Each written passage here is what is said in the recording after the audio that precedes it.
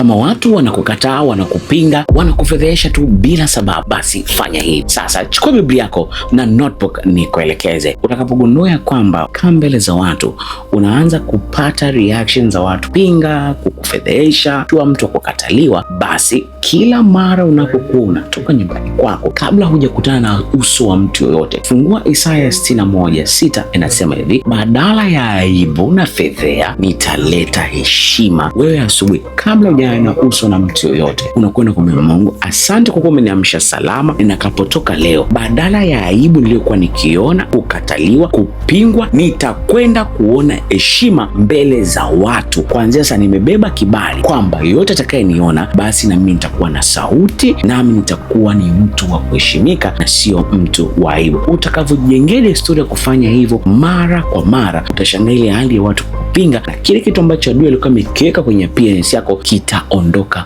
moja kwa moja.